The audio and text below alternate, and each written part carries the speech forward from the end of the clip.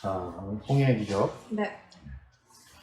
그러니까 지금 출애굽기 시작하면서부터 이제 모세를 지도자로 삼으시고, 그러니까 이제 준비되기까지 기다리셨다가 이제 이스라엘 백성들을 본격적으로 데리고 나가잖아요. 그래서 애굽을 탈출하는 거. 그러니까 애굽에서의 탈출이라고 하는 게 우리의 구원론적인 그 개념으로 볼 때 어떤 거라고 했었지? 멀어지는 거, 죄로부터. 죄로부터 이제 떠나는, 그러니까 죄를 이제 단절하는 것서부터. 그러니까 구원의 출발이라는 게 바로 이제 그런, 그 죄가 해결되지 않으면 구원이라고 하는 것 자체가 시작되지 않기 때문에 애굽에서 탈출하는 거. 이게 이제 제일 먼저 출애굽기에 나오는 건데, 이 출애굽 사건의 일단락이 바로 이거예요. 이제 종결이 되는 홍해를 건너는 그 지점. 물론 다음과 12과 때에도 거기는 아예 그냥 그 홍해를 건너는 그 사건 자체가 그냥 기록이 됐어요. 근데 그 바로 직전까지인데 사실 여기 안에 그 내용들이 이제 다 담겨 있다고 볼 수 있는 거죠. 그래서 이제 내가 자꾸 출애굽기서부터 모세오경 끝까지, 심지어 여호수아까지 포함을 해서 그 안에서 우리 구원에 대한 설명을 이론적으로 좀 해주고, 영적 의미를 해석해주고 계시다. 이게 이제 영적 구조, 숨겨져 있는 구조인 거지. 그래서 이제 오늘 사실 오늘과가 되게 중요한 거예요. 자, 서론 한번 볼게요. 네. 이스라엘이 애굽을 출발한 지 얼마 안 돼요. 제일 처음으로 직면한 시험은 이 홍해와 추격하는 애굽 군대였다. 출발해서 처음 직면한 시험이긴 하지만 이제 출애굽의 일단락이 되는 것이 이제 홍해. 그래서 이제 애국과는 완전히 손절되는 과정인 거죠. 근데 그 애국 군대가 손절되는 그 내용이 결국 뭐냐? 이제 전에 얘기했던 대로 힘의 계열과 이제 말씀의 계열의 싸움인데, 요 출애굽 사건 자체가 힘의 계열이 힘을 의지하는, 자기가 소유한 것을 의지하면서 계속 말씀의 계열을 말하자면 억압하고 이제 괴롭히고 종속시키려고 하는 그 일련의 과정이라고 한다면, 이 처음으로 직면한 시험이다라고 하지만 사실상은 계속이죠. 그러니까 이스라엘에게는 그런 거죠. 이스라엘 측면에서 보면은 출애굽을 떠났다라고 생각을 한 거고, 거기하고 완전히 끝났다라고 생각을 했지만 거기서 어떤 일이 계획되고 있는지를 몰랐던 거지. 그러니까 여기는 계속해서 포기할 수가 없었던 거예요. 왜 그러냐면 얘기한 대로 마지막까지 남아있는 무언가가 있었던 거지. 이게 힘에 속한. 그게 뭐였냐면 이제 폭력이었던 거예요. 그죠? 그 폭력을 가지고 생명을 빼앗으려고 하는. 그러니까 이제 가인이 아벨한테 한 거랑 똑같은 거야. 그랬던 거고, 이스라엘은 이제 끝났다고 생각하고 처음으로 시험을 경험한다고 하지만 여전히 나를 붙잡고 있는 죄의 그 끈적끈적한 그 영향력이라고 해야 될까? 근데 이게 여기서 끝나는 게 아니고 계속 출애굽기를 읽어 나가다 보면 애굽에 대한 얘기 계속 나오잖아. 이스라엘 백성들이 광야로 걸어가면서 계속 애굽 얘기를 해. 애굽 때는 그 얘기를 계속해.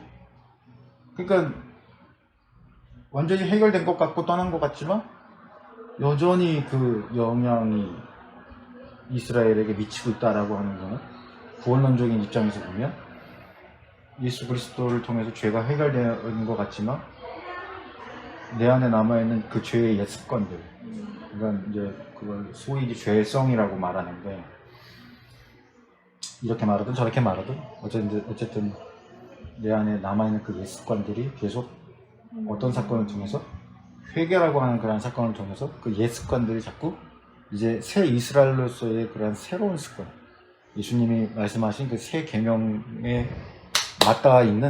맞닿게 되는, 익숙해지는 그런 영적 생활, 그런 것들로 바뀌어져 나가야 되는 것이 이제 광야의 삶이었던 거예요. 계속 얘기가 돼.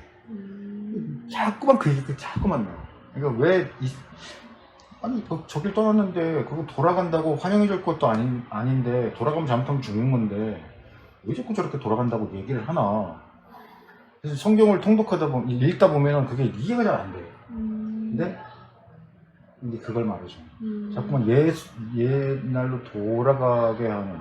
그게 이제 결국엔 마귀가 이제 예수님을 영접하고 만난 그런 구원의 백성이 된 우리들에게 하는 짓이야, 계속.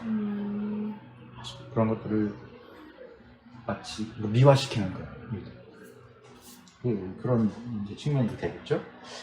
그들이 당황하고 두려워할 때 하나님은 어떻게 구원의 손을 내밀어 도와주셨는가를 공부하는 것은 우리에게 너무나 큰 은혜가 된다. 홍해를 가르치고 자기 백성을 구원하신 하나님의 은혜도 변함없이 우리 아버지가 되시기 때문이다.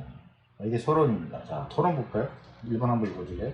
이스라엘을 애굽에서 인도하여 내시면서 하나님은 처음부터 두 가지의 각별한 배려를 하신다. 그것이 무엇인가? 우리가 이것도 보면 첫 절에서 제일 먼저 나오죠.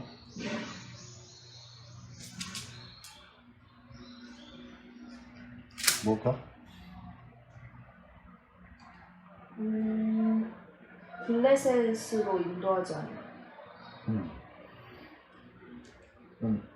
이게 무슨 얘기냐면 이런 거야. 여기 이 사람들은 이게 뭐 볼 수도 있는데 보여줄게. 네. 보이지 않을까요? 보이려나? 멀어서 안 보일 수도 있어. 오. 우와. 보면 이게 이제 출애굽한 그건데 여기가 지금 지중해고 여기가 지중해고 여기가 이집트야. 네. 그리고 이제 이게 홍해가 되는 거지. 원래 그들이 이제 이 라암셋에서 출발을 한다고. 라암셋에서. 그래서 이제 아까 어디 보면은 20절에 보면 숫곳을 떠나서라고 되어 있는데 이들이 숫곳에 도착한 얘기가 어디 나왔더라?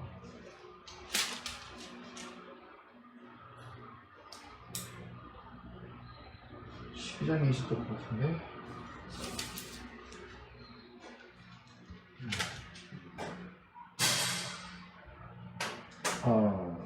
맞아. 12장 37절 보면 이스라엘 자손이 라암셋을 떠나서 숫곳에 이름이라고 했지. 그러니까 여기 라암셋에서 출발할 때는 그 장자의 죽음이 있고 나서 쫓겨나서 나갔기 때문에 뭐 반죽한 것도 그냥 반죽채 옷에 싸서 가지고 갈 수밖에 없을 만큼 급하게 쫓겨나는 거예요. 웬만한 거 다 못 챙기고 그냥 나오는 거예요. 대신에 그 이집트 땅에서 사람들에게 막 이것저것 받아갖고 나오잖아. 그래서 수꽃까지 온 건데 사실상 이 그들이 돌아가야 될 이스라엘 땅은 여기라고. 이 가나안 땅이 여기 위야. 여기. 여기 이제 여기 암살. 여매가 여기니까 여기 위야. 여기. 여기서부터 이렇게. 그래서 여기는 모압 족속이 있고 요 밑에 부분은 이제 에돔이 있어요. 여기 써있진 않은데 여기가 이제 에돔이 살던 지역이고 모압, 암몬. 그래서 이제 나중에 이스라엘 백성들이 가나안 땅을 정복하기 시작할 때 요 길로 들어가거든. 요 연해가 여기 있지. 사해라고 했는데 사해 북쪽 요단강을 건너서 가는데 그래서 건너자마자 있는 게 여리고 성이거든. 근데 이 암몬은 여기를 도착하자마자 정복을 해. 이 싸운 거라 얘네들. 그래서 요 윗지역은 다 정복을 해요. 그래서 그 두 지파하고 므낫세 반 지파, 그 두 개 반 지파가 여기 땅을 차지를 하지. 그래서 여기서 이제 소출이 나오면서부터 이 땅에서 소출이 나오기 시작하면서 만나가 끊기는 거야. 만나가 여기서부터 시작되잖아. 신고하면서부터. 이렇게 40년 동안 이제 여기까지 계속 하는 거지. 어쨌든 사실 제일 빠른 길은 어디냐면 이 지중해 해안선을 따라가는 거야. 여기 길이 있어요. 여기 길이 있대요. 난 간 적이 없으니까. 있다니까 있는 줄 알아. 이런 거지 않은데. 여기를 가는 게 제일 빠른데 그러다 보면 여기 좀 초원이 보이지? 네. 여기 이제 지중해 해안선 초원지대인데 이 지역이 이제 소위 가자 지구라고 해요. 이 지역을 요즘 많이 들어봤지. 이스라엘하고 하마스하고 최근에 그 막 미사일 쏘고 그 미사일 격추시키고 막 그런 최근에 국지전이 있었거든. 그래서 유엔에서 중재해가지고 일단은 휴전 들어갔는데 몰랐어? 네. 일주일 가까이 싸웠어. 여기서 하마스에서 미사일 거의 3,000발 쏘고 그거 격추하고 그래서 또 보복하고 거기가 어디냐면 가자 지구야. 이 지역 평야 지역. 근데 이 가자 지역도 이스라엘이 일부 점령을 했거든. 네. 그래서 팔레스타인들이 쫓겨나고 그래가지고 그 팔레스틴의 무장단체 이름을 하마스라고 해요.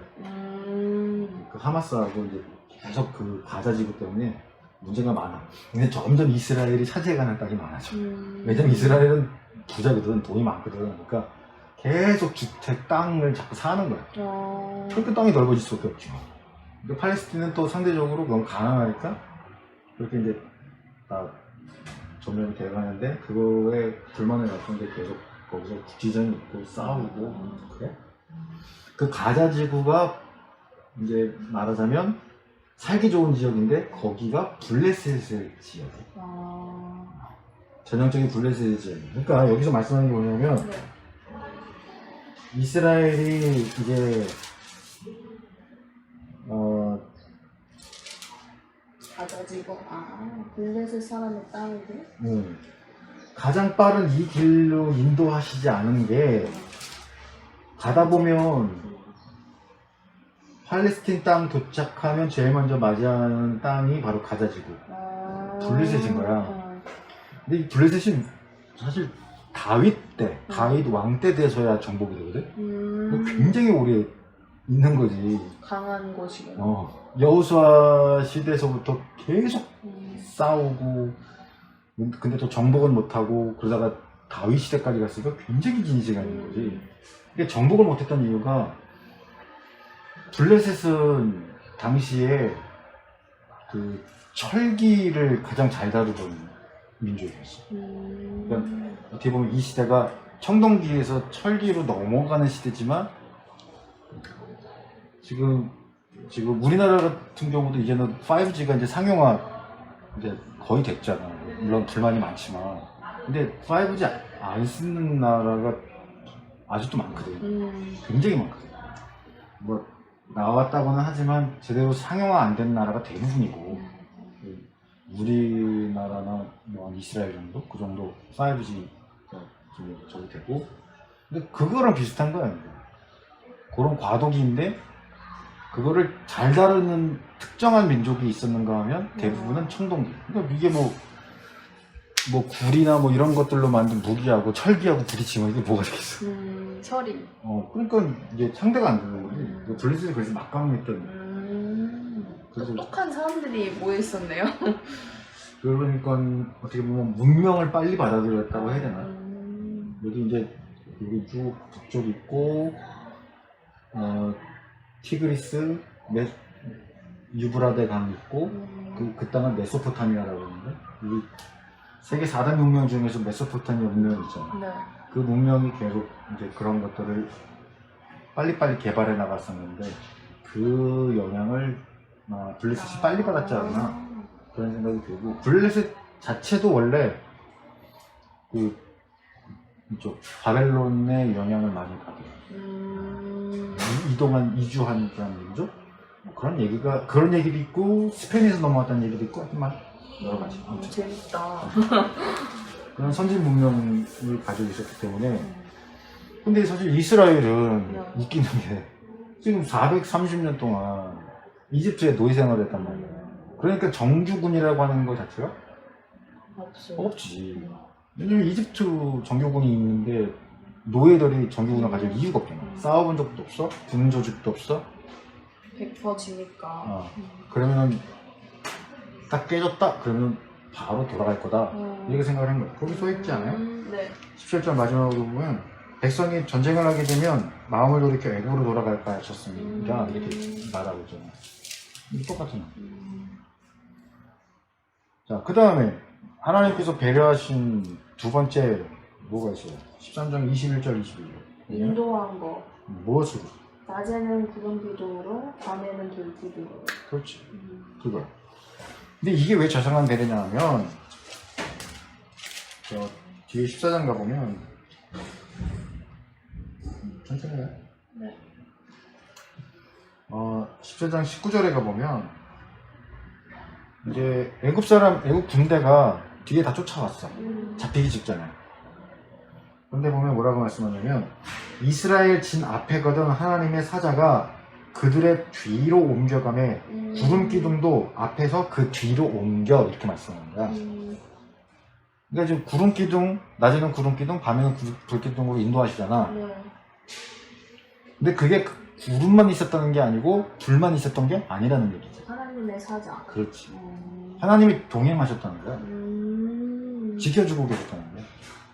친. 이거보다 더 큰 배려는 없지. 사실. 이 두 가지가 각별한 배려인 거죠. 그러면 2번을 보면 이 두 가지의 자상한 배려를 통해 뭘 배울 수 있을까?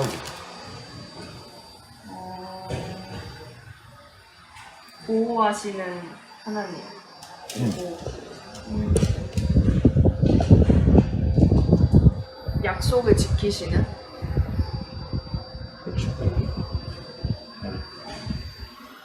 이 배려도 너무 자상한 배려죠.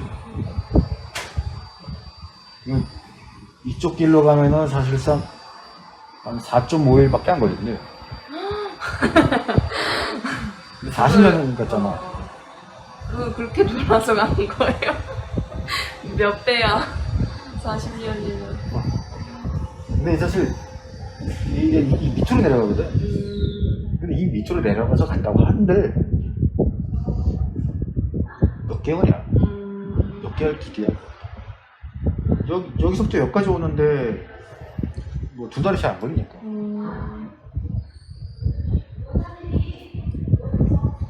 여기 불만을 뿜는 사람은 없었을까요? 왜 빠른 길이 있는데 왜 이렇게 가냐고. 왜 없었겠어? 당연히 있지. 근데 그걸 우리가 이제 왜 그러셨을까 생각해요. 일단은 이게 배려라고 우리들한테 말씀을 하시는 것 자체가 지금 가면은 전쟁할 수밖에 없는데 간다고 한들 아무 소용이 없는 상태. 이 작전 자체가 실패할 수밖에 없어. 그러니까 이건 뭐냐면 하나님 편에서 볼 때는 가도 돼. 근데 이 백성들 자체를 배려하셨을 때는 이들 편에서 생각하셨을 때는 안 되는 거예요. 그리고 아직 안 한 게 있어. 더 중요한 건 아직 안 하신 게 있어. 그래서 그걸 바로 갈 수가 없어. 이 길은 그냥 계속해서 가는 수밖에 없어. 계속 가야 돼. 물론 이제 여기 숲곳에 머물면서 라암셋에서는 급하게 나왔다고 그랬잖아.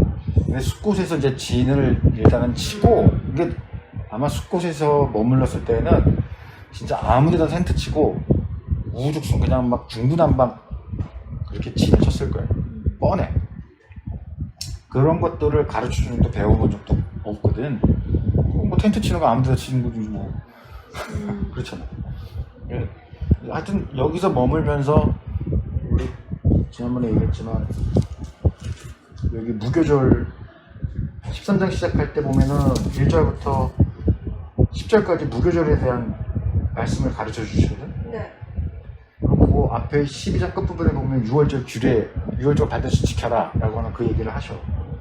그 다음에 11절부터 16절까지 보면 태에서 처음 난 것, 그러니까 초태생에 대한 초태생은 다 내게 속한 거다, 내 거다 라고 말씀을 하시거든.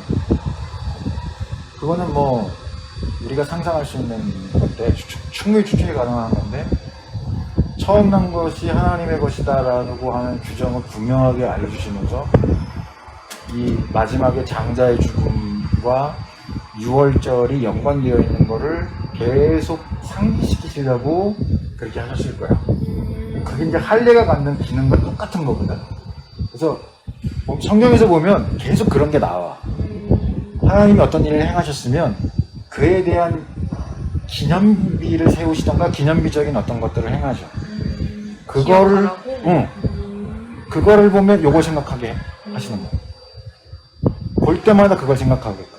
그리고 그거를 가시적으로 보이는 거를 놔둬야 후대들한테도 그거를 계속 알려주실 수가 있습니다. 그럼 그런 것들이 창세기에서는 뭐로 나왔었던 거냐면 그렇지. 똑같은 개념이야. 나중에 예수님 때 와서는 십자가가 해요. 그래서 교회에다가 십자가를 하는 이유가 사실 그거야. 지금 우리가 십자가를 봤는데 뭐 아무런 감정의 요동이 없어서 그렇지 원래는 그래서 원래는 그래서 만든 거야. 아무런 요동이 없어. 슬프다. 기억하라고 만들었는데 그렇지. 아무런 감정의 요동이 없고. 이제 그게 항상 문제를 만들어 온 거지. 선악과를 봤는데도 아무렇지도 않고. 그냥 일상적이 되어버리면서 그 일상적이 된다는 것에 성경이 경고하시는 일들이 많아. 노아의 홍수에 대한 평가도 그랬잖아.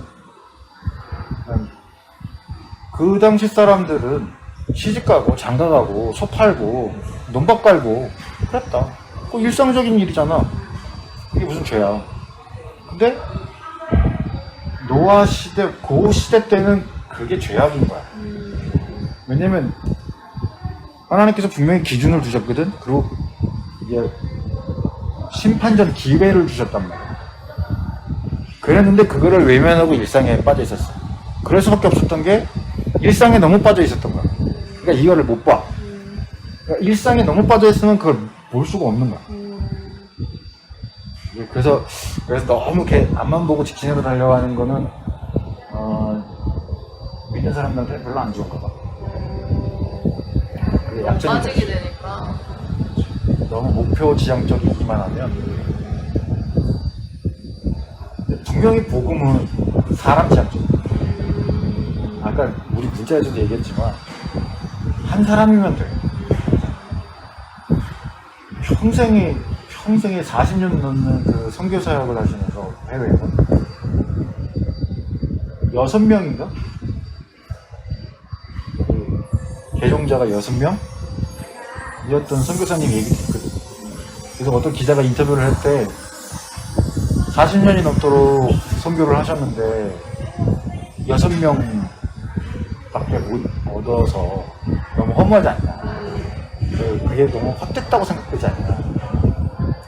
어떻게 보면 좀 약간 조롱 섞인 얘기지.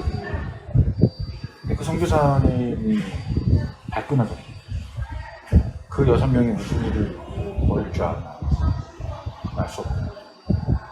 한 사람의 변화가 놀라운 일들을 일으키는 것을 성경에서 보지 않나. 그 6명이 너무 소중하다. 근데 그게 딱 예수님이 성경에 사셨던 그거거든. 수도 없이 많은 사람들이 쫓아다녔지만 그 중에서 12명만 고르셨잖아. 그 사람들만 집중적으로 하셨다.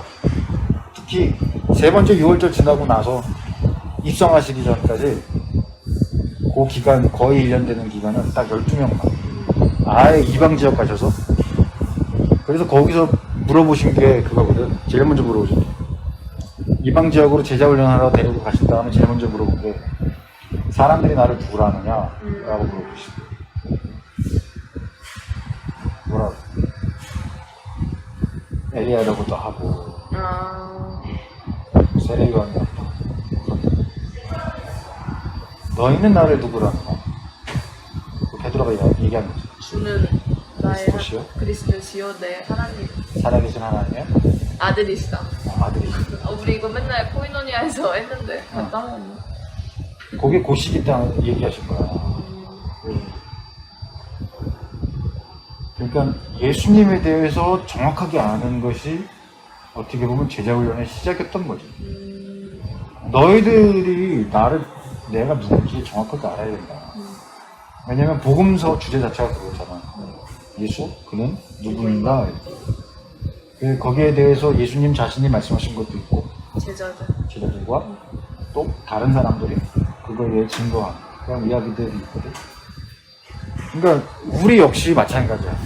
예수님의 제자라고 한다면 예수님이 누구신지에 대해 명확하게 알아야 될 필요가 있지.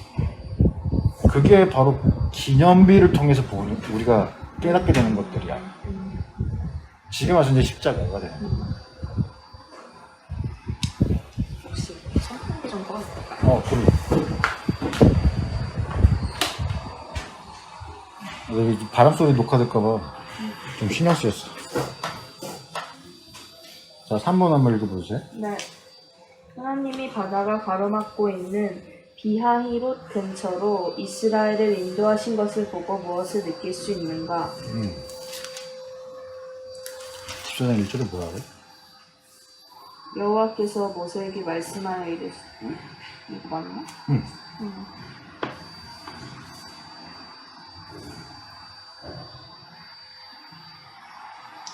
이거 아닌 것 같지? 네.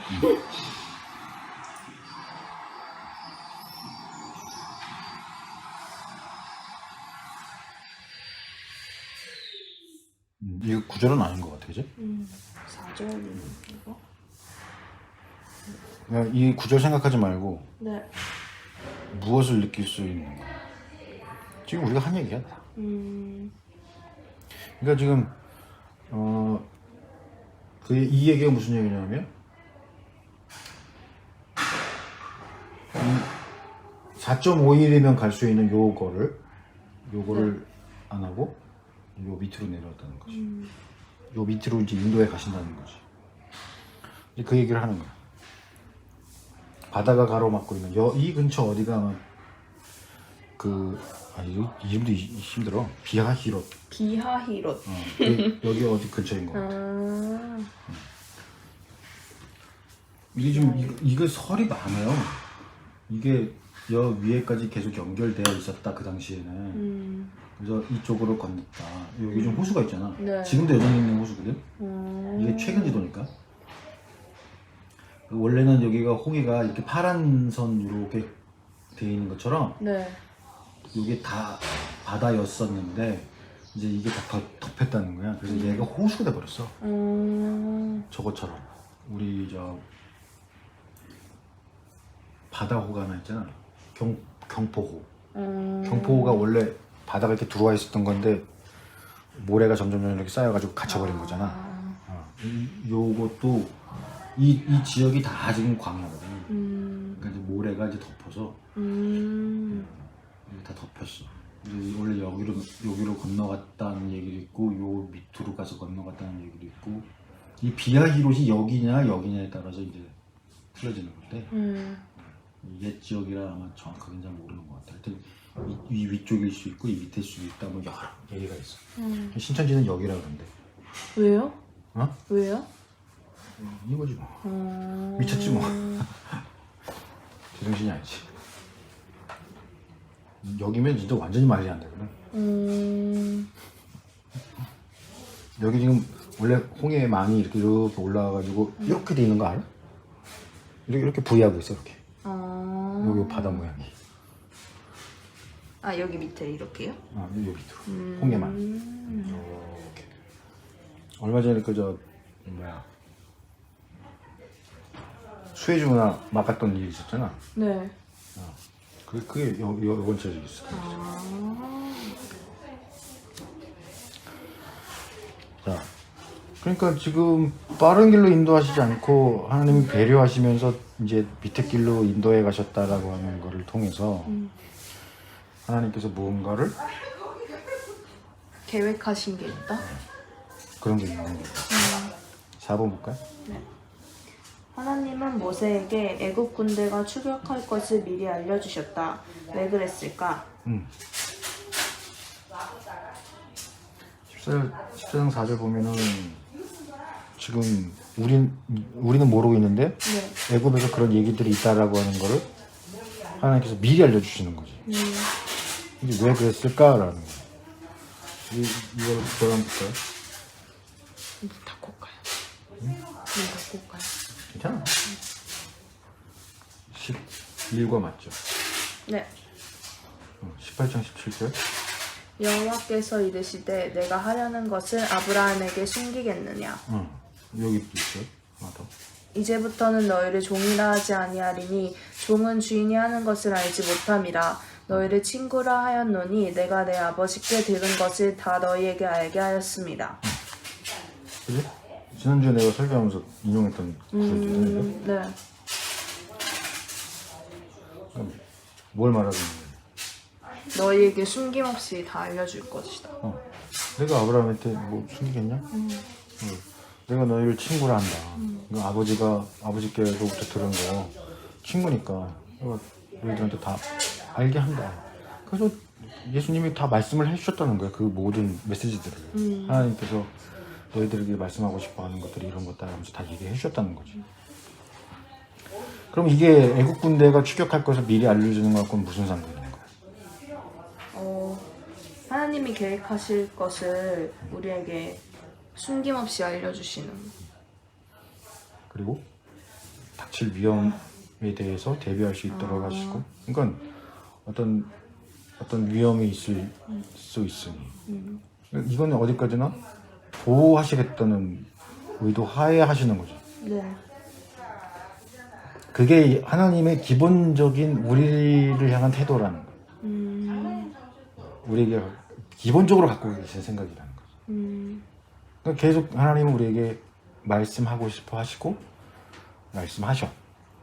보호해야 되고, 그리고 얘가 안전해야 되고, 또 성숙해야 되고, 또 기쁨을 누려야 되고, 얘들이 하나님 안에 있다라고 하는 것을 인식해야 되니까 계속 하나님도 티를 내고 싶으시는 거야. 그 뜻을 자꾸 전달하고 싶으신 거야. 내가 너희들한테 뭘 숨기겠냐. 심지어 그런 얘기도 하셨잖아요. 내가 독생자 예수까지 줬는데 내가 못 줄 게 뭐가 있냐. 가장 소중한 것을 주었는데 못 줄 게 뭐가 있어. 지금 그게 우리들에게 말씀하시는 바야. 이게 소위 말하는 복의 근원에 대한 얘기인 거거든. 우리에게 복 주시고자 하는 거. 그죠? 이거는 아주 철저하게 하나님과 연관되어 있어요. 하나님이 뿌리여야 되는 거. 그거를 우리가 이제 복이라고 친양하는 거지. 우리가 생각하는 그런 복의 개념하고는 다르다. 물론 겹치는 부분은 분명히 있어. 분명히 있어. 그래서 예수님이 그래서 근거를 얘기해 주신 거예요. 그 산상수훈 하시면서 마태복음 6장 33절에서 그러니까 먼저 너희들이 마음속에 기준이 뭐여야 되는지, 하나님께 대하여서 어떤 마음의 태도와 자세를 가지고 있어야 되는지, 그걸 미리 말씀해 주신 거지. 그게 근거다 라고 말씀하시는 거. 자, 그 다음에 5번 볼까요? 바로의 군대가 추격하는 것을 보자 이스라엘 백성은 어떤 반응을 보였는가? 두려워했어요.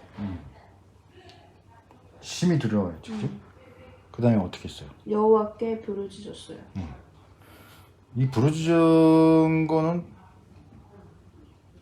뭐라고 볼 수 있을까? 원망?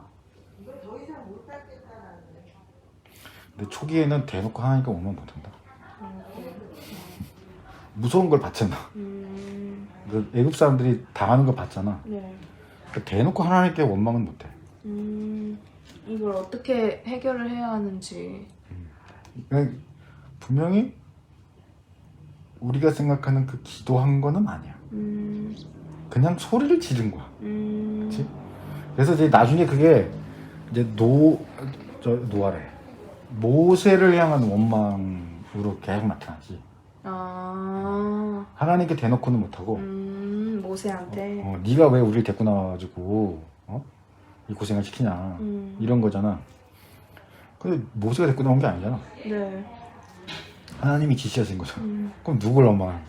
하나님 원망하는 거고. 나중엔 대놓고 해. 근데 나중에 겁이 없어지는 거지. 그러니까 여기서 부르짖었다라고 하는 거는 이제 두려움에 의해서 부르짖은 건데 이런 거지 기도했다 이거는 아니라는 거예요. 분명히. 자, 그러면서 뭐라고 그래요? 심히 두려워하면서 부르짖었어. 모세한테 뭐라고 그래요? 당신이 우리를 이끌어내서 우리가 이 광야에서 죽을 수도 있다. 우리를 이 광야에서 죽게 하느냐? 왜 우리를 애굽에서 이끌어내서 우리를 이끌로 만드냐? 이런 거잖아. 네. 그러면서 12절에 뭐라 그래? 우리를 내버려 두라 그러지 않았냐? 애굽 사람 섬길 것이라 하지 않았냐. 애굽 사람을 섬기는 노예로 사는 게 광야에서 죽는 것보다 낫다. 이들 안에 어떤 확신이 있어 지금. 어떤 확신이 있어? 광야에서 죽을 거다. 반드시 여기서 죽는다. 우리는 반드시 진다라고 하는 확고한 믿음이 있어. 근데 이상하잖아? 너무 이상하잖아. 지금까지 쫙 봤잖아. 어떻게 인도하셨는지. 응. 10재앙도 봤잖아. 거기서 자기들도 구별하셨잖아. 걔네들 땅에서 그 흠없는 어린 양의 피가 묻혀 있지 않은 그런 모든 집에 모든 장자와 모든 첫 새끼가 다 죽은 것까지 봤잖아. 그 이 애굽 사람들이 그 일 당하고 나서 왜 쫓아냈어 이 사람들을? 빨리 나가라 달라고 뭐 줘 죽을까봐. 자기들까지 죽을까봐. 그렇다는 얘기는 가만히 생각해보면 이집트라고 하는 나라 그 당시에 지금의 미국처럼 그 지역의 모든 패권을 차지하고 있고 모든 문화의 중심지였던 그런 곳이거든. 정말 미국 가보면 그 주변에 특히 중남미에서 이제 이민 온 사람들, 그래서 그 사람들의 삶의 목표는 딱 하나야. 시민권? 일단은 영주권을 얻고, 그러니까 직장을 얻어야 자기도 이제 영주권을 얻고 할 수가 있거든. 그 진행을 할 수가 있거든. 이 시민권 그게 삶의 목표야. 그러니까 자기들은 너무 약한 나라들에서 살다가 너무 못 살겠어. 그래서 미국으로 말하자면 생애 도박을 건 거지. 그러니까 시민권을 따기 위해서 무슨 짓이라도 해. 국력이 진짜 중요하구나. 미국 시민권을 갖는 그런. 그 예전에 그 케네스 베라는 선교사님, 네. 그 미국 시민권자인데 북한에서 3년 동안 계셨던 그분 한 사람을 북한에서 저기 하기 위해서 CIA가 동원됐거든. 그러니까 그 나라가 자기 국민들 시민에게 갖는 말하자면 그 의무랄까 그게 엄청나. 그러니까 국민을 개돼지를 보는 나라들에서만 살다가는 그걸 잘 모르는 거지. 사실 지금은 우리나라도 그렇게 된 것 같아. 지금은. 그러니까 그런 나라에서 사는 사람들에 대한 자부심이 있을 거야. 그 이집트가 뭐 국민들한테 그렇게 했다는 얘기는 아니고 국력이 강력하다라고 하는 그런 것에 대한 어떤 예로 내가 얘기를 한 거지만 그 강력한 나라를 하나님께서 하나님이 소멸하실 수도 있겠는데? 라는 생각이 들만도 한데, 근데 이들이 딱 쫓아왔다라고 하는 그것 때문에 죽을 거다라고 하는 믿음이 생겼다는 거. 그치? 이게 보통 저기가 아니야. 그 저기가 뭘까? 보통 저기가 아니야. 보통 이게 보통 심각한 문제가 아니야. 그러니까 이들이 해결해야 될, 넘어서야 될 자기들 안에 어떤 영적 장애라고 하는 게, 불신이라고 하는 게 대단히 심각하다는 걸 알 수 있는 거죠. 그 순간에는 그게 기억이 안 났던 게 아닐까요? 아닌가? 다 죽였는데. 그러니까 이성적으로 생각하면 그게 생각이 났을 수도 있는데 뭐에 사로잡히니까? 두려움에 사로잡히니까 기억이 안 나고. 그렇지. 과거에 근데- 어떻게 했는지. 근데 그 두려움이 어디서부터 오는지를 생각해봐. 사람들, 어떤 사람들? 쫓아오는 사람들. 막강한 군대, 음, 눈에 보이는 그 막강한 군대가 쫓아와. 음. 이게 마음의 죽음, 두려움. 죽음. 음. 죽음에서 비롯. 죽음을 당할 수 있다라고 하는 그런 믿음에서 오는 두려움. 그지? 그거에 사로잡힌 거지. 더 근본적인 이유가 있어. 두려움이 오는 매우 본질적인 이유가 있어. 의지하지 않아서 누구를? 하나님을. 그렇지. 음, 하나님을 불신하는 거야. 음, 아직 하나님에 대한 믿음이 없는 거지. 그러니까 그래서 내가 그런 얘기를 하는 거야. 우리의 믿음이 약해지면 제일 먼저 우리들 안에 찾아오는 감정이 있어.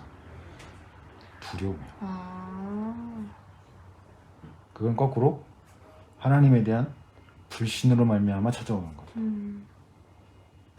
눈에 보이는 거에 두려움을 갖고 보이지 않는 하나님에 대한 불신.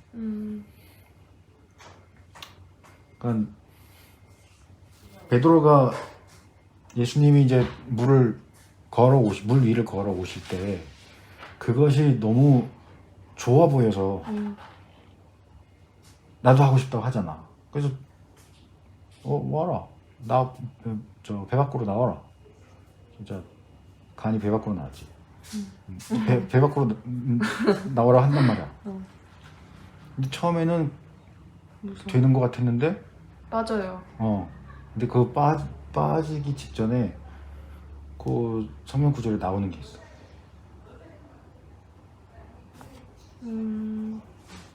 자기에게 밀어닥치는 큰 파도를 보고. 아, 오, 그걸 보고 빠지기 시작해. 그래요? 파도가 밀려와가지고 그거 보고. 그거 보고. 오, 눈앞에 닥치는 어떤 것으로 말미암아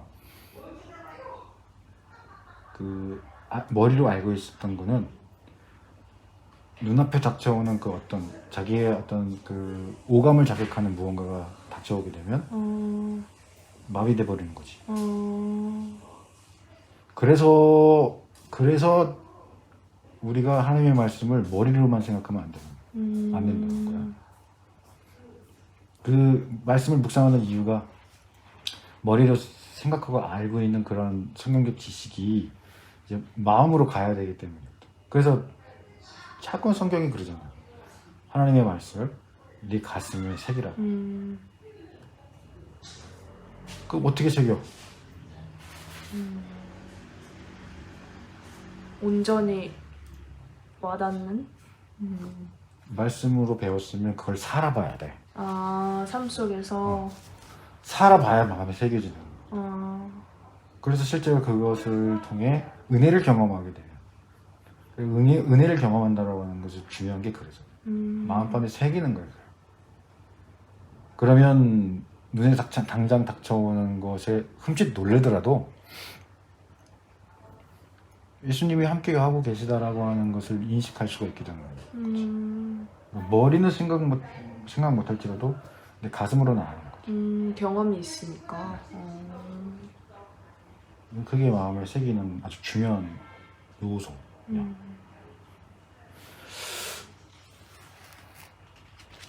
근데 이 두려움이라고 하는 거는 사실 우리 안에서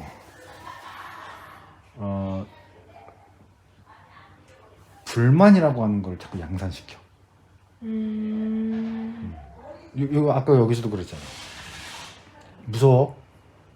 죽을 것 같아? 그러니까 마음에 왜 우리가 여기 나와서 이러고 있지? 왜 저 사람을 따라와서 이렇게 했지? 그러잖아. 네. 근데 그걸 생각만 하고 있으면 되는데 어떻게? 모세한테 얘기해요. 말을 해. 말로 표출을 해. 그리고 이거는 삽시간에 이스라엘 안에서 퍼져.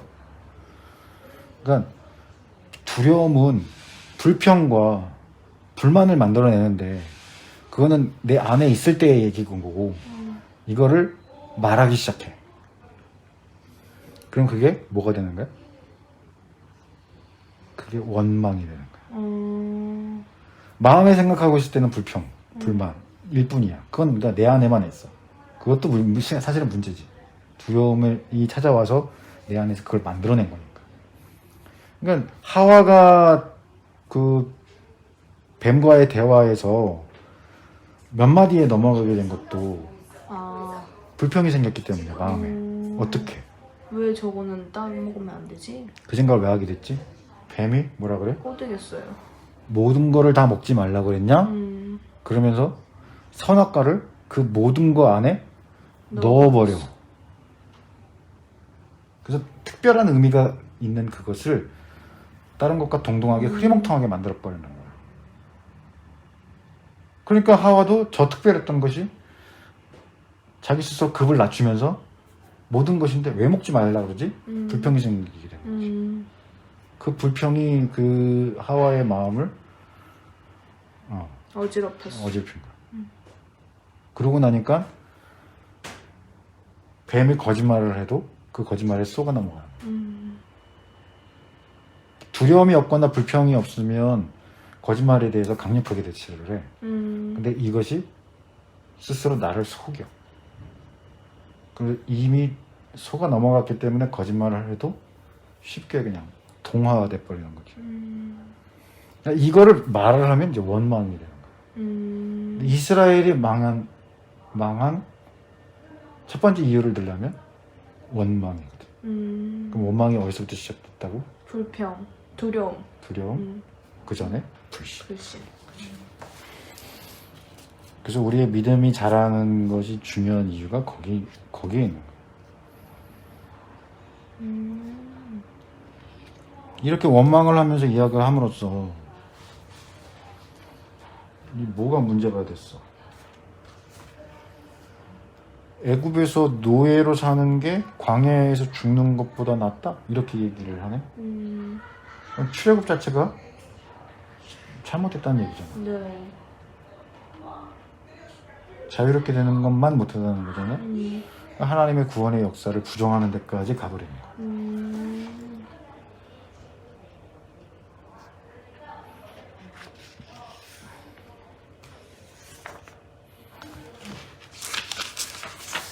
6번 한 거죠? 지금 네. 방금 한 거죠? 7번 보면 하나님을 향해 불평을 잘 드러내는 사람은 무엇이 문제라고 생각하는가? 근데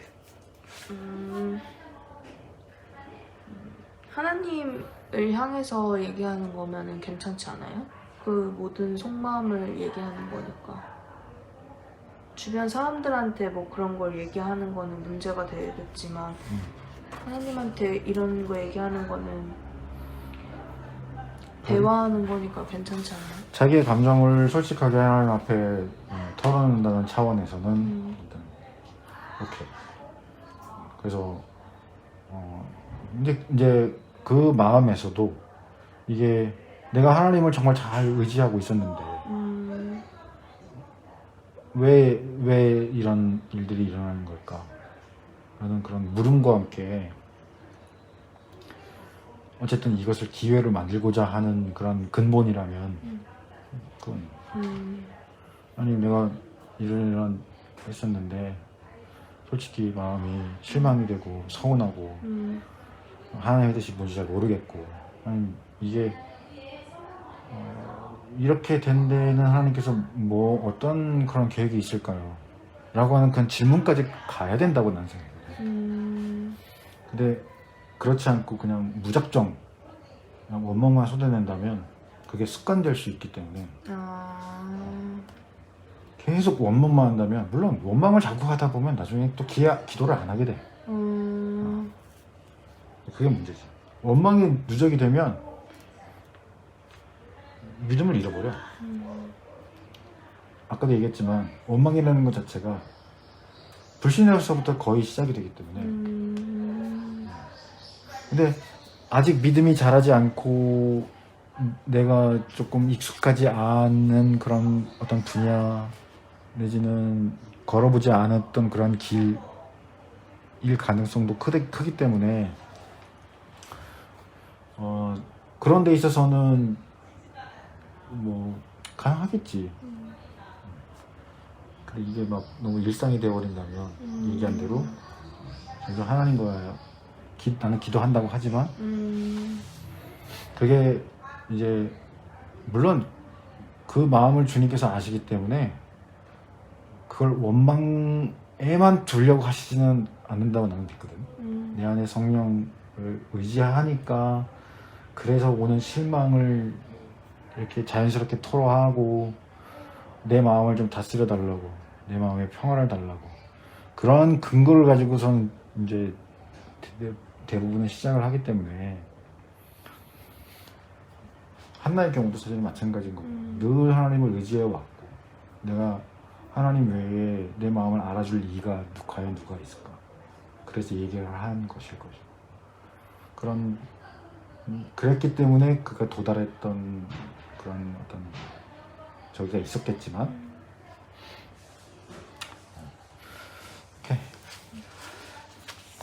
그리고 사실 아까 얘기됐던 것처럼 하나님을 향해서 불평을 잘 늘어놓는 사람의 경우는 일단은 불신이 기저에 깔려 있으니까 그게 사실은 문제인데 이게 전염성이 강하다는 거. 이것도 큰 문제. 그래서 여리고성을 이제 점령하려고 갔을 때 하루에 한 바퀴씩 돌잖아.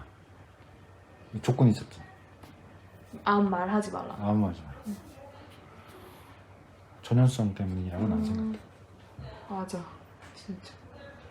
누군가 이게 무슨 소용이 있지? 싸워야 되는 거 아니야?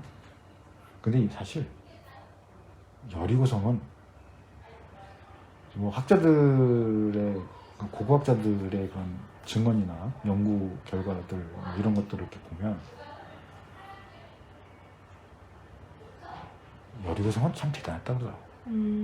일단 뭐 접근할 수 없을 정도로 이렇게 그 성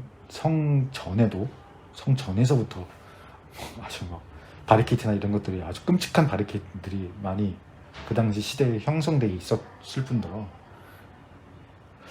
그때 어떻게 그렇게 지었을까는 참 상상이 안 가는데 성을 이렇게 수직으로 세운 게 아니라 이렇게 기울여서 바깥쪽으로 이렇게 약간 기울여서 이렇게 세웠다 하더라고요. 넘어갈 수 없게끔 이렇게 세워놓으면 사다리 놓고 넘어가면 되잖아.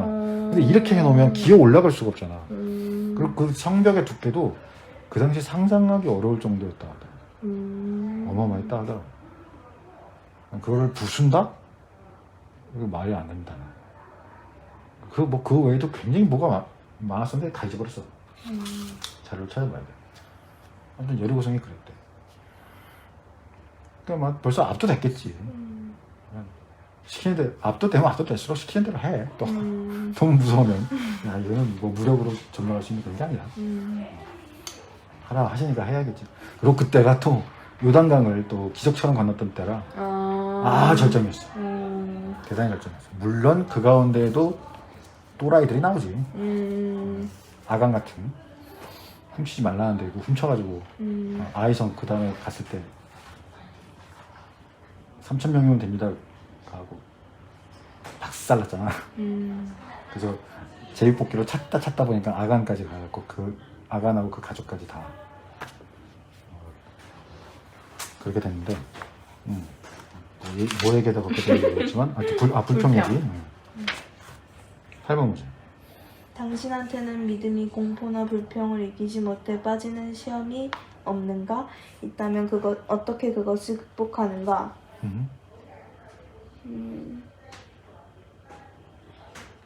이런 일들 있었지 않았어? 네, 너무 잦지? 맞아요. 너무 잦아 이거는. 그래서 끄집어 얘기하기도 참 그래. 너무 많아. 근본적으로 우리가 그러는 이유는 하나님의 기쁜 뜻을 헤아릴 수가 없기 때문이야. 우리가 무지해서 그래. 그런 것도 있는 것 같아요. 주변 사람들 얘기에 쉽게 흔들리고 두려웠고 하면은 주변인들한테 많이 물어보잖아요. 그치. 그러면은 또 그들이 하는 말에 많이 흔들리고 이렇게 하는 게 맞다 생각하는데 아닌가 이렇게 되고. 그거를 딱 그거라고 생각합니다. 내가 겪고 있는 이 문제에 대해서 주변 사람들이 하는 이야기, 기운 빠지는 아니면 하나님이 원하시는 방향과 다른 길로 하게끔 하는 주변 사람들의 모든 속삭임들은 다 뱀 그 사건을 생각하면 돼요. 거의 다 그거예요. 그러면 어떻게 극복을 하면 될까?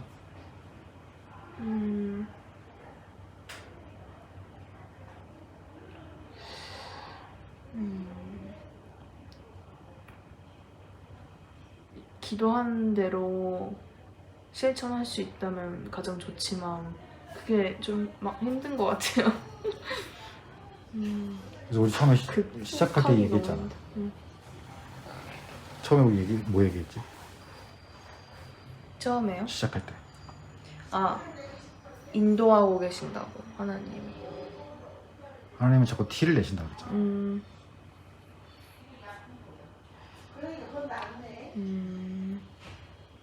보호하고 계신다.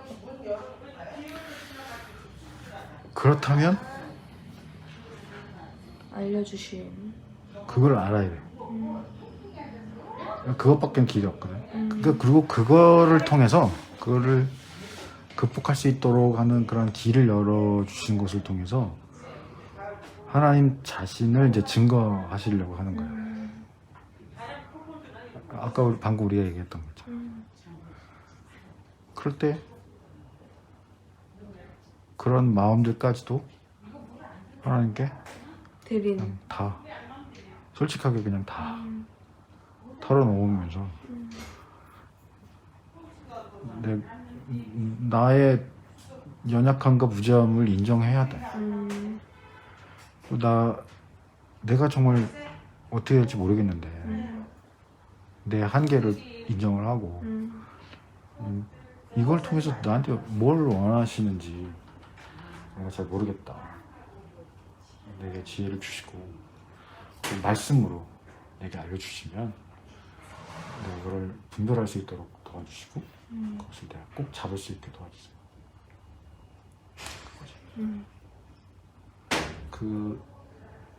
뭐 세상에 떠도는 얘기 중에 사람에게는 일생 3번의 기회가 찾아온다는 그런 얘기가 있잖아. 네. 그거는 정말 비상경적 얘기거든. 어... 아까 우리가 봤던 거 뭐야? 하나님 자꾸 티를 내신다고 그랬잖아. 하나님은 계속 우리한테 기회를 주시는 거야. 계속.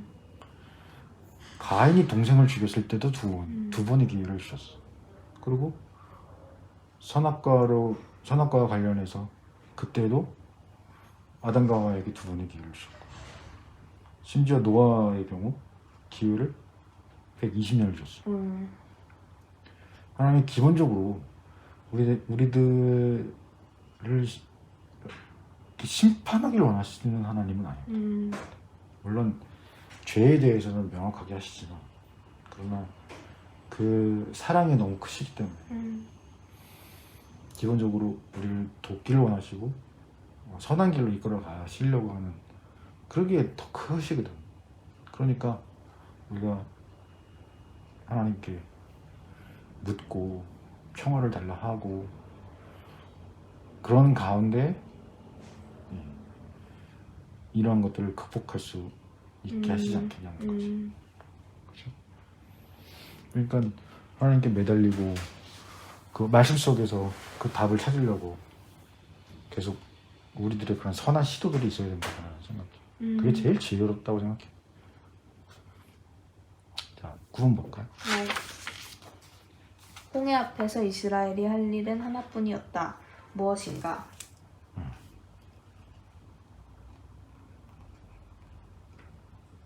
13, 14? 모세가 백성에게 이르되 너희는 두려워하지 말고 가만히 서서 여호와께서 오늘 너희를 위하여 행하시는 구원을 보라. 너희가 오늘 본 애굽 사람을 영원히 다시 보지 아니하리라. 여호와께서 너희를 위하여 싸우시리니 너희는 가만히 있을지니라. 뭐 해야 되는 거야? 두려워하지 말고 원망하지 말고 가만히 있어라. 여기 좀 가만히 서서라고 하는 말이 이제 여기서 이제 힌트가 되는 건데, 가만히 서서라고 하는 말의 그 원 뜻을 보면 너희 스스로를 나타내라라는 뜻이에요. 너희 스스로를 나타내라. 나타내라. 누구 앞에? 하나님 앞에? 하나님 앞에. 그러니까 무슨 말이냐면 하나님께 너희 자신을 내보이라 라는 뜻이야. 두려움에 쌓인 채 두지 말고 너희 자신을 하나님께 내보여라. 아까 방금 우리가 얘기했던 그 마음을 얘기잖아. 얘기하고. 그렇지. 너희들이 할 일은 그 일이다. 싸우시는 이는 누구다? 하나님. 하나님이다. 인도하시는 이는 누구다? 하나님. 하나님. 쉬지도 않으시고 멈추지도 않으시는 하나님이시잖아. 그러니까 그분이 일하시도록, 그분이 인도해 가시도록 그 자리를 내어드리는 거야. 이게 뭐야? 주권? 주인을 그렇지. 받고. 그렇지. 하나님이 나의 왕이십니다. 라는 걸 인정하고 그의 자리를, 보좌를 내어드리는 거지.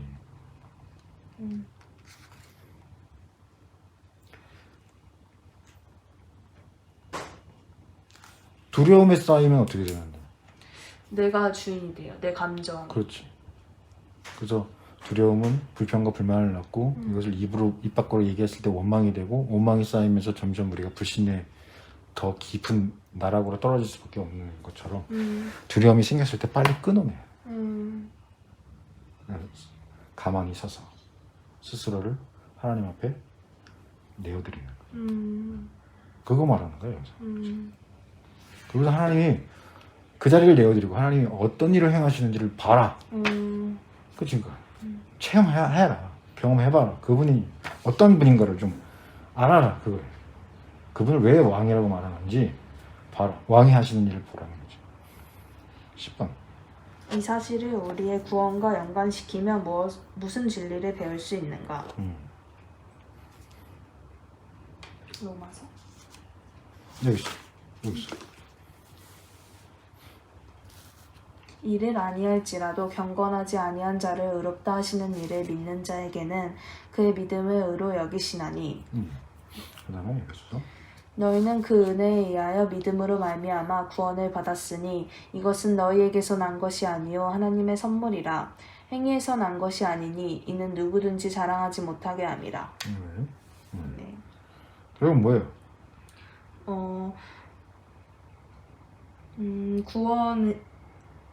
구원을 하시는 이는 하나님이고 우리는 믿기만 하면 된다. 그렇지. 그분을 철저하게 의지하라는 거예요. 불신의 마음을 갖지 말고, 두려움은 우리 안에 그 불신으로 말미암아 나타나는 것이니까 그 두려움을 빨리 떨궈내야 된다는 거예요. 그 방법도 기도밖에 없는 거죠. 하나님의 약속을 기억하고, 그건 이제 하나님의 말씀을 기억한다는 얘기가 되는 거고, 그 말씀을 의지해서 우리의 마음을 내어드려라. 우리의 자리를 내어드려라. 그걸 의로 여기신다고 하니까. 그렇죠? 자, 그 다음 11분. 당신은 오직 은혜라는 말을 알고 있는가? 14장 15절에서 20절의 내용을 가지고 설명해보라. 이게 이제 13절, 14절에서부터 이제 연결되는 건데, 봐요. 지금 13절, 14절에서는 이제 우리가 그런 얘기를 했잖아. 두려움에 휩싸인 채 그 마음을 잃지 말고, 나 스스로를 하나님 앞에 내보여라. 이렇게 얘기를 하잖아. 네. 그 좋은 방법이 이제 기도하는 거였었잖아. 아까 우리가 얘기했었잖아. 그렇죠? 자, 그런데 15절 딱 보면은 뭐라고 돼 있어? 너는 어찌하여 내게 부르짖느냐? 이거 뭔 말이야? 이건 갑자기 방금 기도하라고 그랬는데 하나님을 의지하라 그랬는데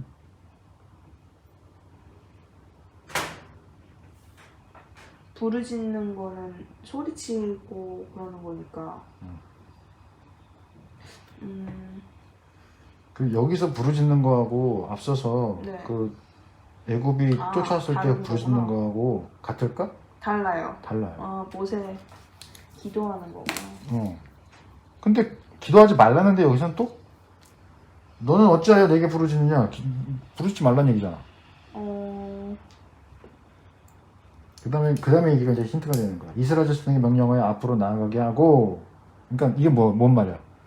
홍해 건널 준비해라 이거야. 그리고 16절에 뭐래? 지팡이를 들고 손을 바다 위로 내밀어 그것이 갈라지게 하라. 이스라엘 자손이 바다 가운데서 많은 땅으로 행하리라. 뭐야? 홍해 건널 준비하고 모세가 리더로서 이스라엘 자손들을 이끌어라. 그렇지. 앞에서 기도했잖아. 기도했으면 이제는 행동할 때가 된 거다.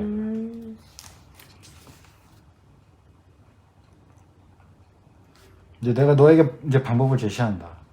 그러니까 그대로 순종해라. 기도했으면 이제 순종할 차례라는 거야. 왜 계속 앉아가지고 부르짖고만 있냐. 나는 이미 너한테 길을 열어줬는데 이제 움직여라. 행동해라. 그대로 따라라. 순종해라. 그거라는 거야. 믿음이 있다면 순종을 한다는 거지. 그래서 여기서 앞으로 나아가게 하고 이라고 하는 거는 홍해를 이제는 네가 지팡이를 내밀면 홍해를 내가 열겠으니 모든 차비를 마치고 이제 그걸 이제 마른 땅이 되게 하시잖아. 동풀을 불러갖고 이제 밤새 이루어지는 일이지만 어쨌든 레디 하고 있다가 이제 건너야 되면 건너가라. 시급히 해야 될 일이 있다는 그런 거겠죠. 그게 이제 15절, 16절까지의 말씀인 거고, 보면 17절에서 네. 내가 애굽 사람들의 마음을 완악하게 할 것이다 라고 말씀하잖아. 네. 왜 그렇다고 그래?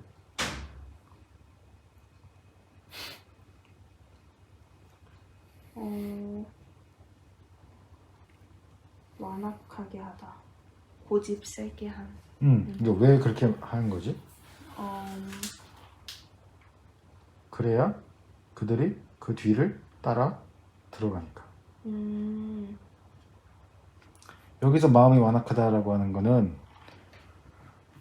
미움과 분노가 가득해서 네. 이것을 뭐 복수하려고 하거나 아니면 이것을 뭐 행동으로 옮기려고 하거나 하여튼 이런 거를 하면서 말하자면 이제 이성이 마비되게끔 된다 뭐 이런 얘기인가요? 그러니까 다시 말을 이상하게 해 내가 마음이 완악하게 되었던 이거는 언제부터냐면 아까 14장 초반부쯤에 보면은 5절에 4절부터 바로의 마음을 완악하게 하였다고 했지. 네. 그게 이제 여기서도 계속 연결되고 있는 건데 바로의 마음을 일단 완악하게 한 것은 그들에게 계속 여호와가 여호와 되시는 것을 열재앙을 통해서 보여주셨는데도 불구하고 이스라엘 백성이 떠났다라고 하는 그 사실 5절 시작할 때 그 백성이 도망갔다라고 하는 그 사실로 말미암아 굉장히 자존심 상하고 멸시당한 것 같고 분노가 이른 거예요. 근데 거기에는 근거가 있는 거지. 아까 처음에 얘기했던 것처럼 아직 가진 게 있으니까 그게 되는 거야.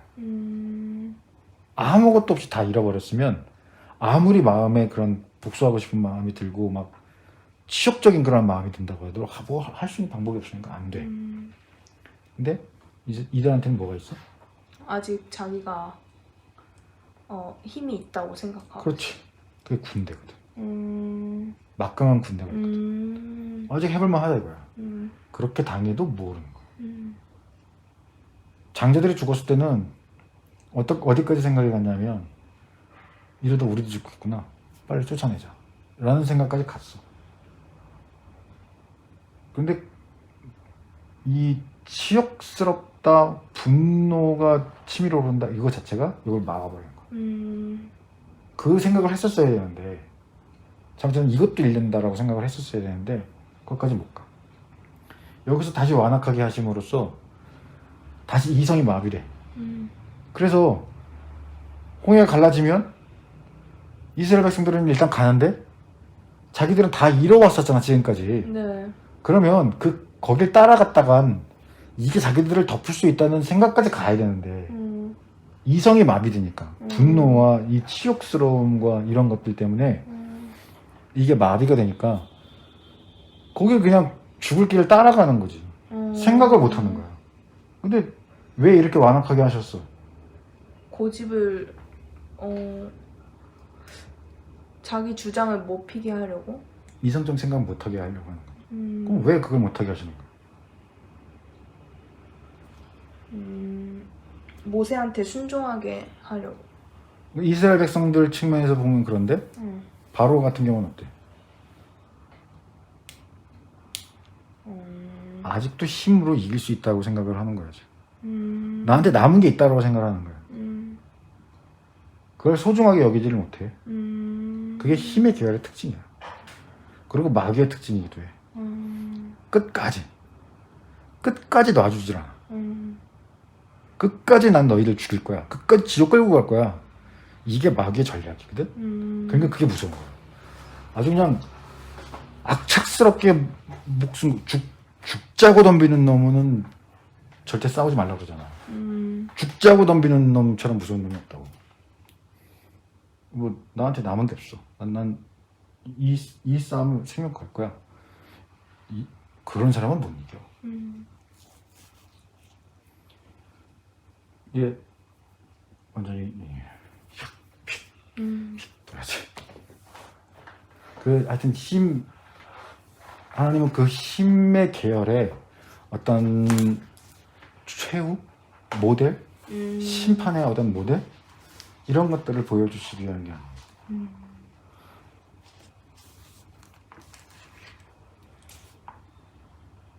그러니까 힘의 계열과 말씀의 계열이 결국에는 어떻게 될 것이냐라고 하는 최종적인 그런 모델을 우리들에게 보여주고 계시는 거예요. 또 힘의 계열은 이 말씀의 계열에 대하여 어떻게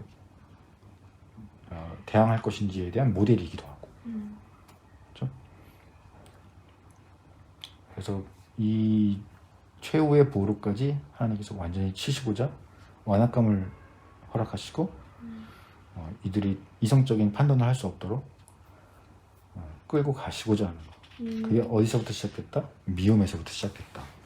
이거를 기억해야 돼. 미움이라고 하는 질투와 시기라고 하는 그 감정이 사람을 어떻게 만들어가는지 그걸 또 우리 애들한테 보여주신 것도 하고. 그래서 사랑이라고 하는 것이 사실은 굉장히 광범위하게 우리의 영성을 지키고 또 우리의 정체성을 지키는 그 대단히 중요한 근본이라고 하는 것을 우리가 알아야 될 것 같아요. 그렇죠? 네. 네. 위기에서 하나님은 자기 백성을 어떻게 보호하십니까? 이게 아까 전에 처음에 시작했던 그 얘기지, 그치? 네. 구름 기둥. 그러니까 하나님의 사자. 홍해가 있어? 아직 가르시지 않았어 지금.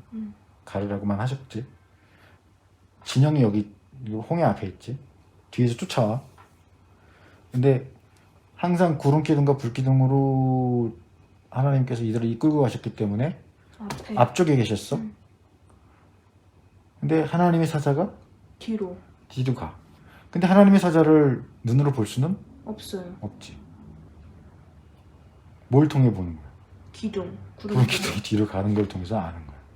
근데 성경은 하나님의 말씀이니까 이제 구름 기둥이 뒤로 가게 된 본질적인 이유가 여기에 있다.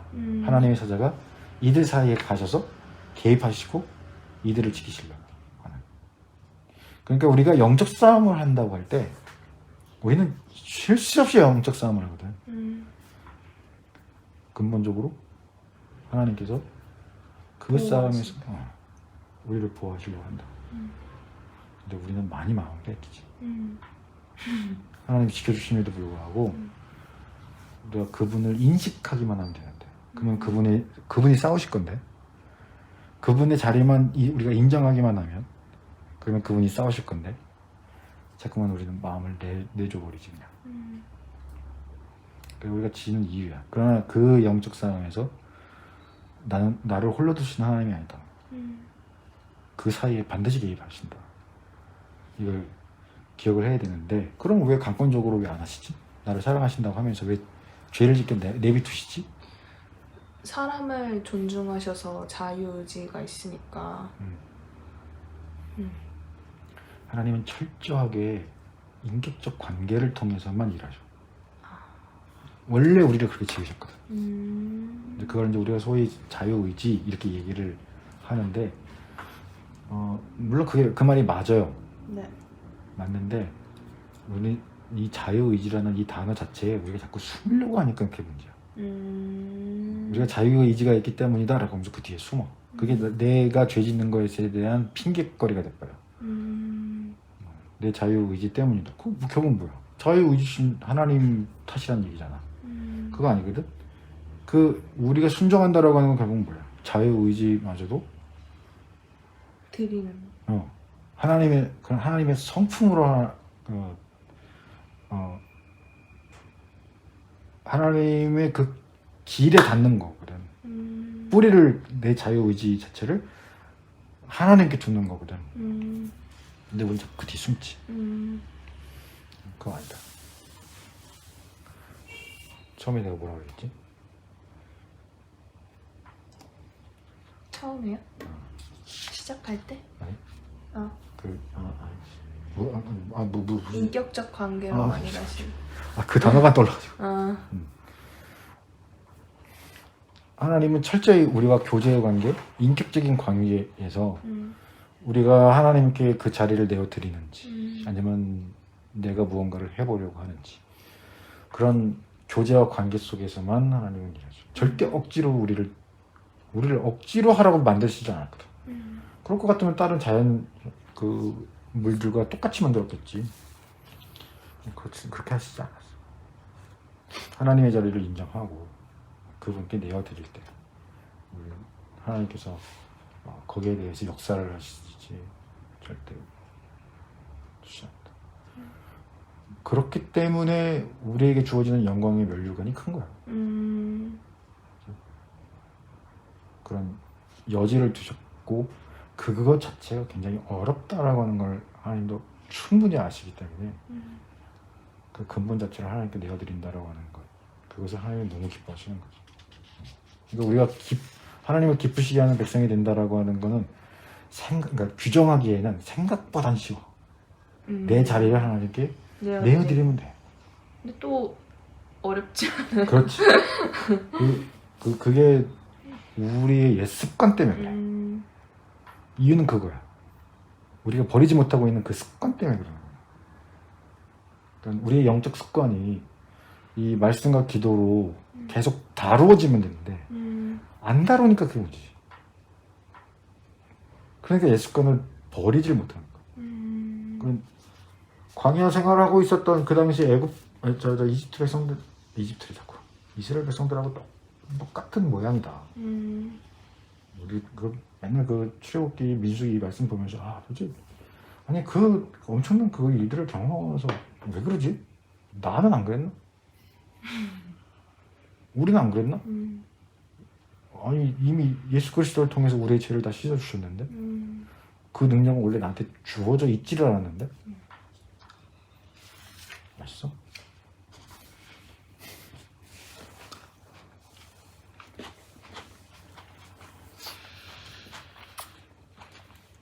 그래서 6월절에 있는 건데 6월절이 십자가 사건이잖아. 나다나면서 맨날 그 사람들 탓하고 왜들 저러냐고. 내가 그대로 있었어봐 다 똑같이.